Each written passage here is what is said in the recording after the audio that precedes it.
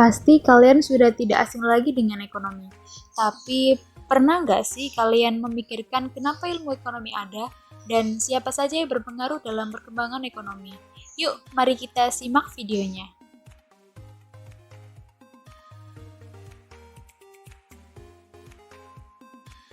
Tiga tokoh mazhab Austria. 1. Karl Menger. 2. Friedrich von Wieser. 3. Bombauer. Karl Menger lahir di Neustadt, Austrian Galicia pada tanggal 28 Februari 1840.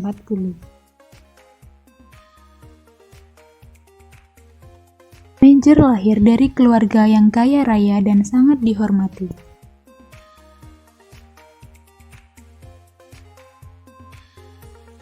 Pada tahun 1867, Menger mulai mempelajari bidang ekonomi politik yang sedang populer.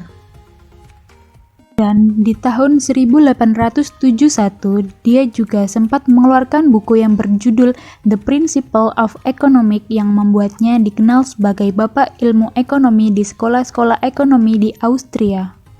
Karl Menger juga sempat menjadi guru privat dari Pangeran Rudolf. Menger, apakah kamu bersedia menjadi guruku? Dengan senang hati, Pangeran. Terima kasih, Tuan Menger. Sama-sama, Pangeran.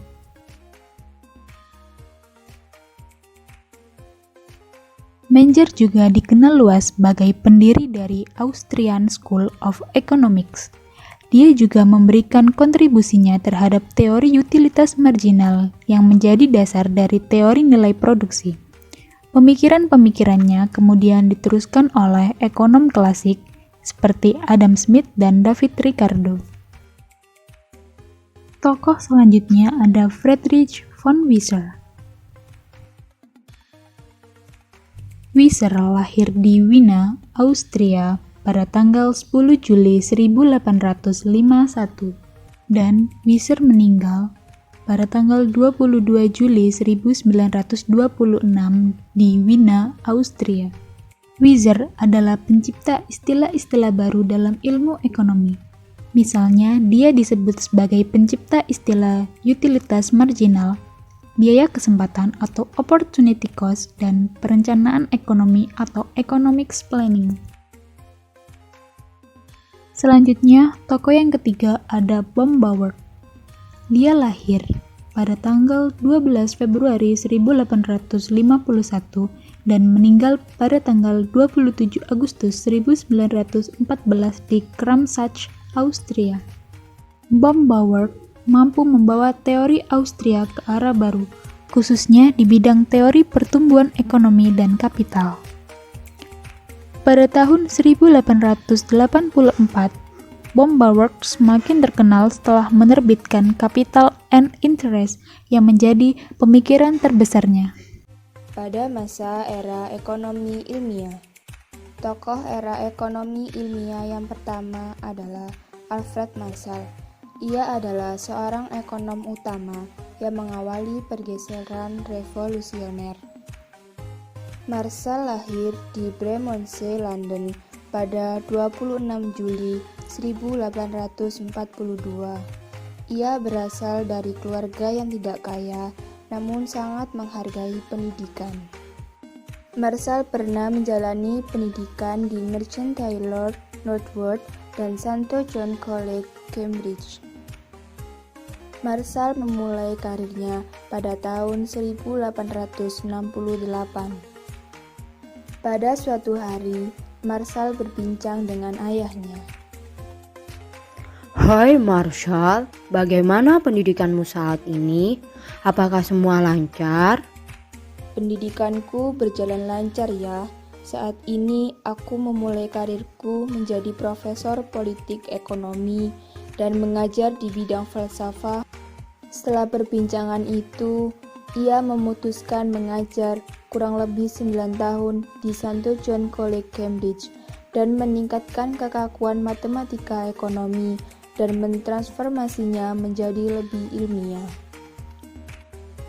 Pada tahun 1877, ia menikahi muridnya sendiri, yaitu Maria Paley, dan menyebabkan ia diminta mundur dari Santo John's untuk mematuhi peraturan.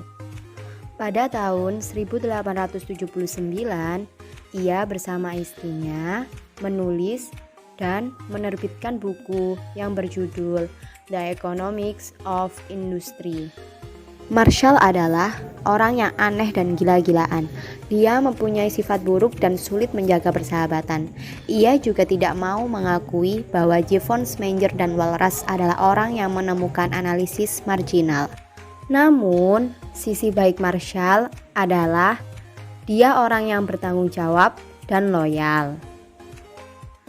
Kontribusi utama Marshall adalah menemukan prinsip penawaran dan permintaan, determinan harga, biaya produksi, dan ekuilibrium jangka pendek dan jangka panjang yang dimuat dalam Principle of Economics. Pada tahun 1924, Marshall meninggal dunia karena serangan jantung dan dalam keadaan lumpuh. Tokoh yang kedua adalah William Stanley Jevons. Ia adalah seorang ekonom Inggris dan ahli logika. Jevons lahir pada 1 September 1835 di Liverpool, Inggris. Pada tahun 1854, ia meninggalkan studinya di London dan memilih untuk bekerja sebagai assayer di Sydney.